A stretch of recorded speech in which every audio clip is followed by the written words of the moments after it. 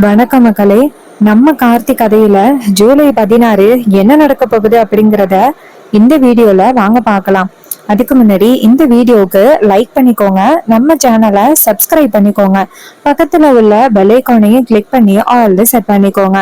அப்பதாங்க அடுத்த வீடியோ போடும் பொழுது உங்களுக்கு நோட்டிபிகேஷன் வரும். பார்க்கலாம். சரி வாங்க வீடியோல என்ன நடந்துச்சு அப்படிங்கறத இப்ப நம்ம பார்ப்போம். நம்ம செலியன் இருக்காருல்ல, அவரு வந்துட்டு நேரா அவங்களோட பேத்திய வந்துட்டு வேலைக்கு அனுப்பி வைக்கிறாரு. அவங்க ஒரு ரோட்ல நடந்து போயிட்டு இருக்காங்க. அப்பன்னு பார்த்து திடீர்னு 2 3 ரவுடிங்க வந்துட்டு அந்த பொண்ணை வந்துட்டு கடத்துறதுக்கு பாக்குறாங்க. அப்ப அந்த பொண்ணை வந்துட்டு யாராவது காப்பாத்துங்க அப்படின்னு கத்தும் பொழுது நம்ம ஹீரோ இருக்காருல்ல, அவர் அந்த பக்கமா காரை எடுத்துட்டு வரும் பொழுது ஒரு பொண்ணுக்கு அநியாயம் நடக்கிறத பாக்குறாரு. பார்த்ததோட டக்குன்னு காரை கொண்டு போய் நிப்பாட்டி அந்த ரவுடிகளை அடிச்சு விரட்டி அடிக்கிறாரு. அப்ப அந்த பொண்ணை பார்த்து, அம்மா நீ அந்த மண்டபத்துக்கு வேலை பார்க்க வந்தியே அந்த பொண்ணு தானம்மா? அப்ப அந்த பொண்ணு சொல்றாங்க, ஆமாண்ணே, அன்னைக்கு கூட என்னை நீங்க காப்பாத்துனீங்கல்ல, இன்னைக்கும் நீங்க தான் என்ன காப்பாத்திருக்கீங்க, ரொம்ப நன்றிண்ணா.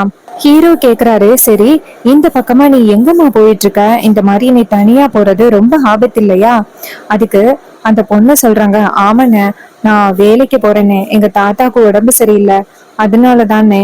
இது கேட்டதும் நம்ம ஹீரோ சொல்றாரு, சரி வா நான் உன்னை வீட்டுக்கு கூட்டிட்டு போறேன் அப்படின்னு சொல்ல, அதுக்கு அந்த பொண்ணு சொல்றாங்க, அண்ணே எனக்கு வேலை இருக்குண்ணே, இல்லைன்னா நான் வீட்டுக்கு வந்துருவேன், எனக்கு ரொம்ப முக்கியமான வேலைன்னு அது, அந்த வேலையை விட்டுட்டா எனக்கு ஒரு வேலையே இல்லைண்ணே.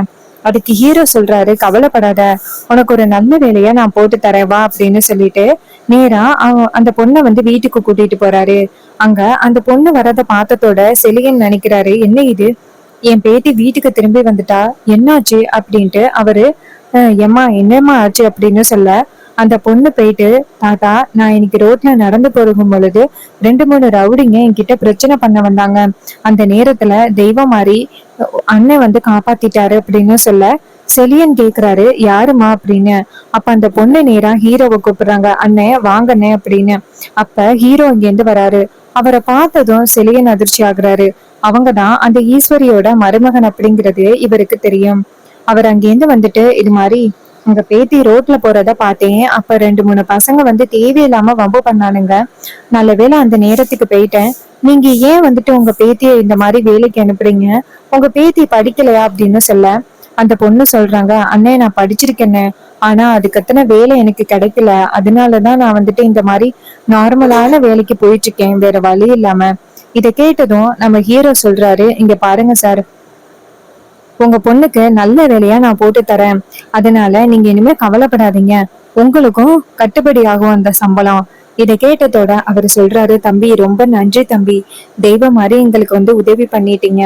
இதை கேட்டதும் ஹீரோ அந்த பொண்ணு கிட்ட நம்பர் கொடுக்குறாங்க, இந்த அம்மா இதான் என்னோட நம்பர், நீ ஒரு 2 டேஸ் கழிச்சு வீட்டுக்கு வா, இப்போதைக்கு இந்த காசை செலவுக்கு வச்சுக்க அப்படின்னு சொல்லிட்டு செலவுக்கு காசு கொடுக்குறாங்க. அந்த பொண்ணும் அந்த காசை வாங்கிக்கிட்டு ரொம்ப நன்றினா அப்படின்னு சொல்றாங்க. அதுக்கப்புறமா ஹீரோ அந்த செலியன்ட்ட போயிட்டு வரேன் அப்படின்னு சொல்லிட்டு கிளம்புறாரு. செலியனுக்கு இதெல்லாம் பார்த்ததோட அப்படியே மனசு வருத்தமா இருக்கு. இவரு நம்ம குடும்பத்துக்கு எவ்வளவு உதவி பண்ணியிருக்காரு, என் பேத்திய 2 தடவை காப்பாத்திருக்காரு, இதுக்கு மேலயும் உண்மையை சொல்லாம இருக்கிறது நல்லதில்லை அப்படின்னு எனக்கு தோணுது அப்படின்னு.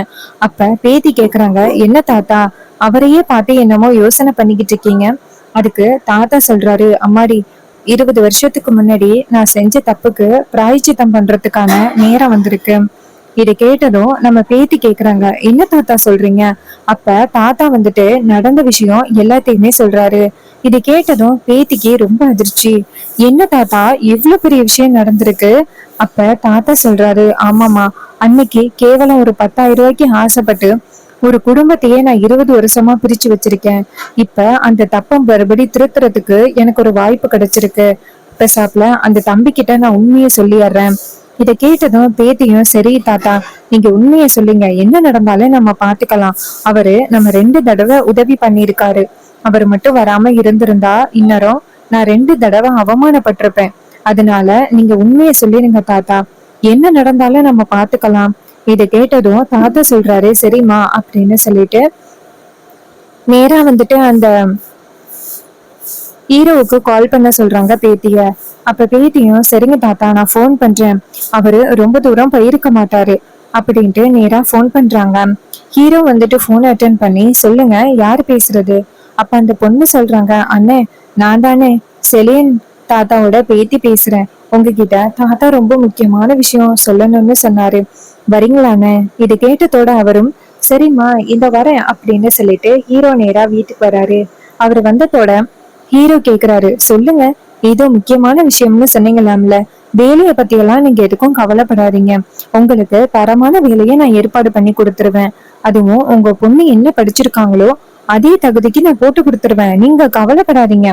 அதுக்கு தாத்தா சொல்றாரு, தம்பி நீங்க எங்க குடும்பத்துக்காக நாங்க யாரோ அப்படின்னு இருந்தாலும் நீங்க நல்லது பண்ணிருக்கீங்க. ஆனா நான் உங்க குடும்பத்துக்கு ரொம்ப பெரிய துரோகத்தை பண்ணிட்டேன் அப்படின்னு சொல்ல, இதை கேட்டதும் நம்ம ஹீரோ கேக்குறாரு, என்ன சொல்றீங்க? அப்ப செலியன் சொல்றாரு, தம்பி 20 வருஷத்துக்கு முன்னாடி உங்க குடும்பம் அவ்வளவு பெரிய அவமானத்தை தாங்கினதுக்கு நாங்க தான் காரணம். இது கேட்டதும் நம்ம ஹீரோ கேக்குறாரு, என்ன சொல்றீங்க?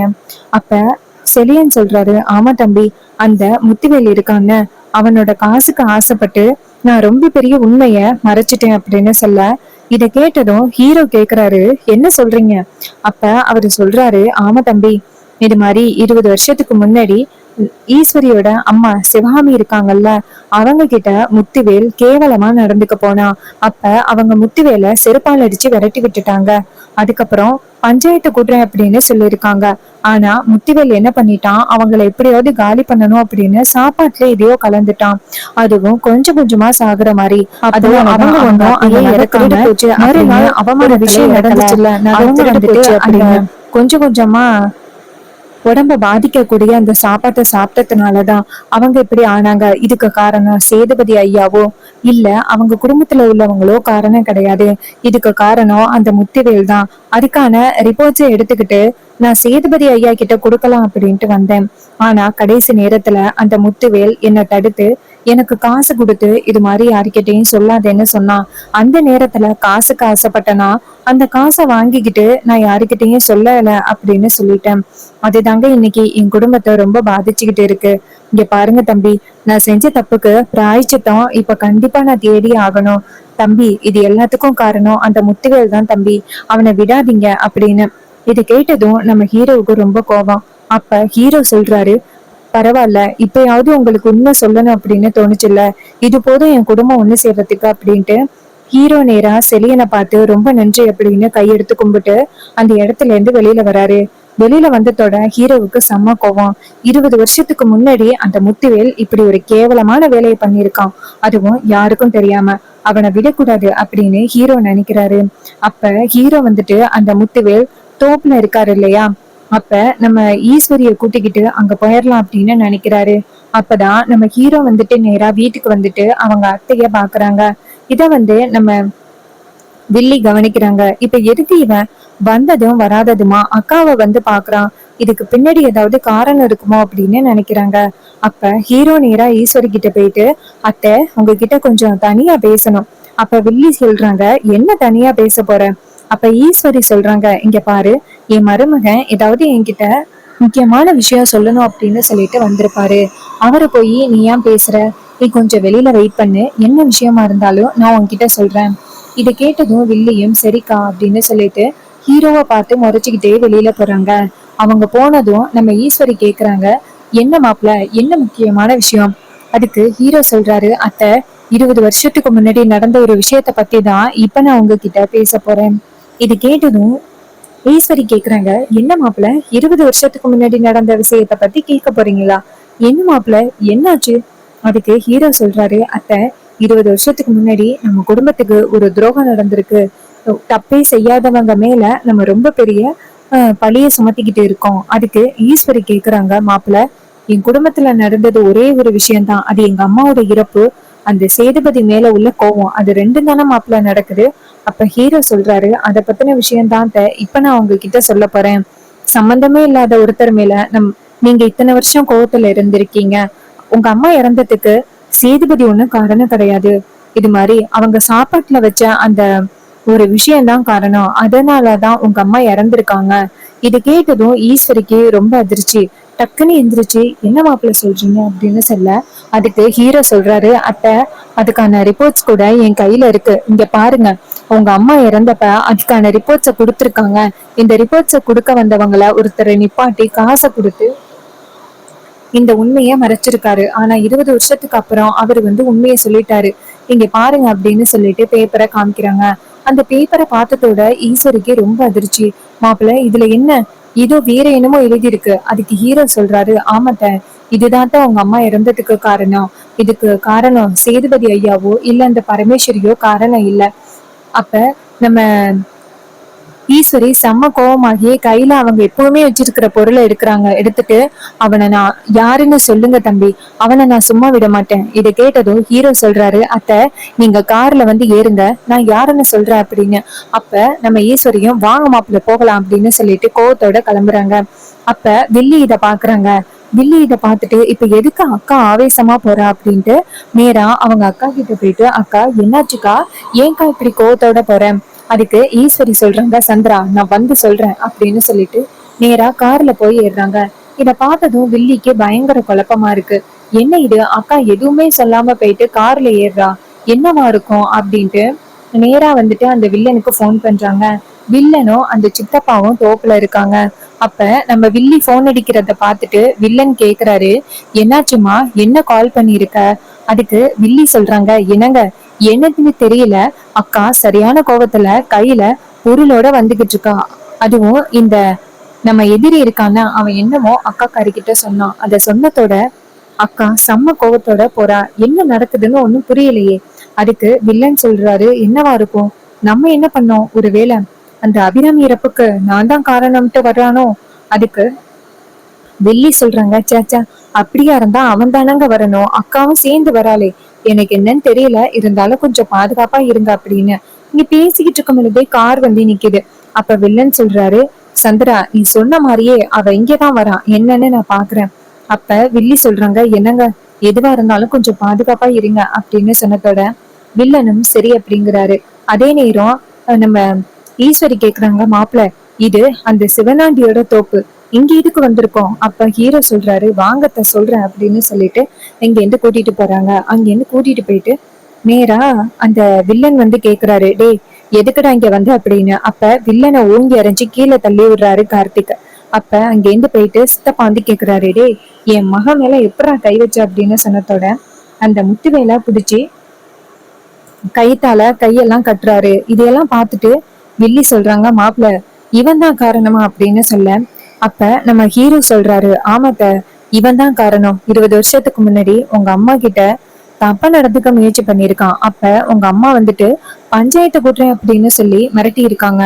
இதனால பஞ்சாயத்து கூட்டினா அவனுக்கு அவமானம் ஆகிருமே அப்படின்னு நினைச்சு இவன் உங்க அம்மாவோட சாப்பாட்டுல ஏதோ ஒண்ணு கலந்திருக்கான். இதனாலதான் உங்க அம்மா இறந்ததுக்கு காரணம் இவன் தான் காரணம் அப்படின்னு சொன்னதோட ஈஸ்வரிக்கு சரியான கோவம். இவன் தான் காரணமா அப்படின்ட்டு பொருளை நேரா அந்த முத்துவேலுக்கு நேரா நீட்ட முத்துவேல் ரொம்ப அதிர்ச்சியாகி கத்துறாரு, ஏய் ஈஸ்வரி அவசரப்பட்டு தப்பான முடிவு எடுக்காத, உன் மருமகன் சொல்றான் அப்படின்னு. இங்க பாரு, உங்க அம்மா இறப்புக்கு நான் காரணம் கிடையாது. தேவையில்லாம உன் மருமகன் என் மேல பழி போடுறான், விற்று ஈஸ்வரி. அப்ப ஈஸ்வரி சொல்றாங்க, இங்க பாரு, ஏதாவது பேசினேன்னா அவ்வளவுதான். எங்க அம்மாவோட இறப்புக்கு நீதான் காரணம் அப்படின்னு உண்மையை கண்டுபிடிச்சிட்டேன். ஏதாவது பேசினேன்னா அவ்வளவுதான் அப்படின்னு சொல்லிட்டு சரியான கோவத்துல நம்ம ஈஸ்வரி கத்துறாங்க. அதே நேரம் அந்த வில்லன் இதையெல்லாம் பார்த்துட்டு ரொம்ப அதிர்ச்சி ஆகுறாரு. அப்ப வில்லன் சொல்றாரு, இங்க பாரு ஈஸ்வரி, தப்பான முடிவெடுக்கிற நீ சித்தப்பாவை விடு. அப்ப ஈஸ்வரி சொல்றாங்க, ஏய் வாய மூடு அப்படின்னு சொல்லிட்டு நேரா அந்த முத்துவை பார்த்து, எங்க அம்மா உனக்கு என்னடா பண்ணா, எங்க அம்மா ரொம்ப பாவம், எங்க அம்மாவை போய் இந்த நிலைமைக்கு ஆளா கூட துரோகம் பண்ணக்கூடாது அப்படின்னு நினைப்பாங்க. அவங்கள போய் நீ இப்படி பண்ணிருக்கியே, கொஞ்சம் கொஞ்சமா சாகுற மாதிரி அப்படின்னு சொல்லிட்டு ஈஸ்வரி செம்ம கோவப்படுறாங்க. அதே நேரம் முத்துவேல் சொல்றாரு, இங்க பாரு என்னை விற்று அப்படின்னு சொல்லி கத்துறாங்க. அப்ப ஹீரோ அந்த வில்லனோட கையெல்லாம் கயத்தால கட்டி அந்த மரத்துல கட்டி வைக்கிறாரு. இதையெல்லாம் பார்த்துட்டு வில்லனுக்கு ரொம்ப அதிர்ச்சி ஆகுது. அவங்க சித்தப்பாவை காப்பாற்ற முடியலை அப்படிங்கிற ஒரு பயத்துல இருக்காரு. சோ இந்த கதை உங்களுக்கு பிடிச்சிருந்துச்சுன்னா இந்த வீடியோவுக்கு மறக்காம லைக் பண்ணிக்கோங்க. நம்ம சேனலை சப்ஸ்கிரைப் பண்ணிட்டு பக்கத்துல உள்ள பெல் ஐகானையும் கிளிக் பண்ணி ஆல்னு செட் பண்ணிக்கோங்க. அப்பதாங்க நெக்ஸ்ட் வீடியோ போடும் பொழுது உங்களுக்கு நோட்டிபிகேஷன் வரும் பார்க்கலாம். தேங்க்யூ ஃபார் வாட்சிங்.